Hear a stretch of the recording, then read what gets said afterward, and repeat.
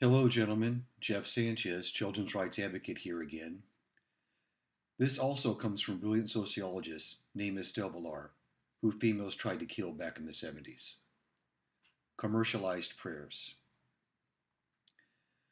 For most men, all that remains of religious faith of childhood are a few conditioned reflexes, such as love of truth, the enjoyment of honest hard work, and of pleasure in non-freedom. From the moral point of view, everyone should have the right to lie. It helps us stave off society's often too bold attempts to supervise us and thus minimize our own personal flight for existence. The disadvantage of lying is if everyone does it, it loses its usefulness. If anyone is gullible enough to believe something that isn't true, he must himself love the truth and assume a similar love in others. Consequently, a lie becomes a luxury. It has rarity value. The rarity value has to be maintained by incessant denigration in the interest of liars. Therefore, it is very important that women teach men love of truth, for only then is she able to afford the luxury of lying to him. For contemporary society to survive at all, men must believe in truth. They do the work, and no practical, i.e., logical system can function on lies. In the highly developed system of contemporary society, where all labor is divided, each man must be able to work with and rely on other men.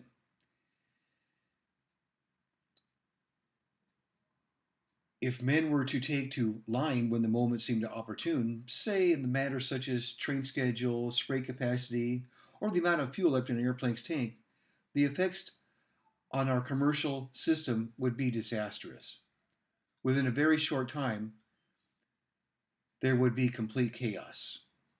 Women, however, can lie with a clear conscience. They are not involved with the process of work, so their lies will harm only one person, usually the husband. And if it's not discovered, it's not a lie at all. It's a feminine guile.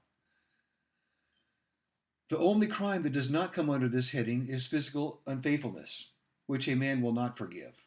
As a man has been conditioned once again by women's self-abasement, it seems natural to him that she should use guile, weak and dependent creature that she is, as the only way she can guide this powerful, sex-obsessed giant, this unfortunate, wretched animal. It is no wonder that women having poured guile's success, talk about it quite openly. You might read about it in one of their favorite media women's magazines. Mothers hand it out as advice to their daughters. Why not? It is quite justified, since all of their comfort depends on it. For they are frequently forced to exploit the same man, first the mother's husband, and later, perhaps if the mother lives under the same roof, the daughter's husband. After all, their whole future depends on whether he comes to heel. Of course, women would never openly forbid a man not to lie. They simply associate lying with repugnance. This is easily done by means of a chosen system of religious faith, which connects lying with the idea of functional punishment, or by a kind of personal magic.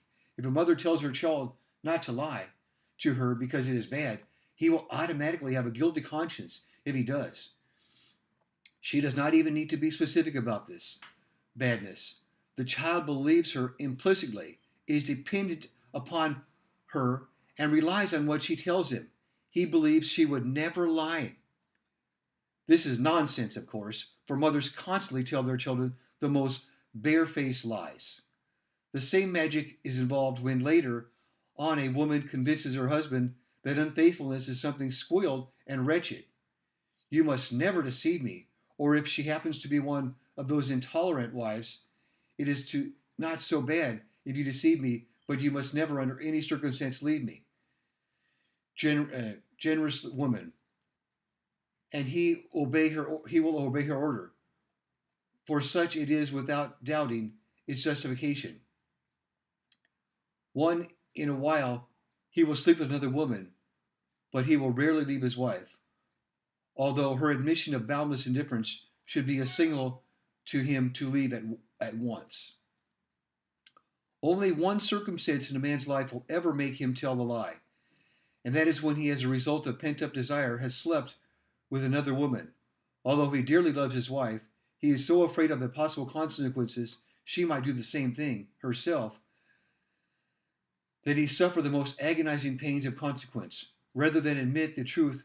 But if he has merely smashed up the car, maybe even killed someone in the process, if he has behaved treacherously towards someone else, or taken a day off from work, he would rather clear his conscience and tell her. Women's reactions are exactly the opposite. She will keep quiet about absolutely everything, except her interest in another man or that man's interest in her. 2 or 3 men are attracted. She will use the situation to her advantage by advertising at once. She tells her husband to make sure he knows there is someone else to look after her if necessary. This alone is enough to make him get a move on and increase his rate of output immediately. We have already mentioned man's desire to be unfree. This leads to religious fever and prayer, a fact which is still true today, for pop songs are only modified versions of childhood prayers. The God of the former days has been conveniently replaced by the goddess woman, who is right at hand. Man's happiness really does depend on women. Even the content of the prayers remain virtually the same. The longing to submit oneself to a higher power, a plea for her to listen to him and be merciful, or simply idealized. It doesn't matter whether one says, "So take my hand," or "Thy hand shall hold me," or "Fly me to the moon." It all amounts to the same in the end. Some modern records do still praise the old God, but only the choice of words shows they are not directly referring to women. Thou who makes all things grow. Take care.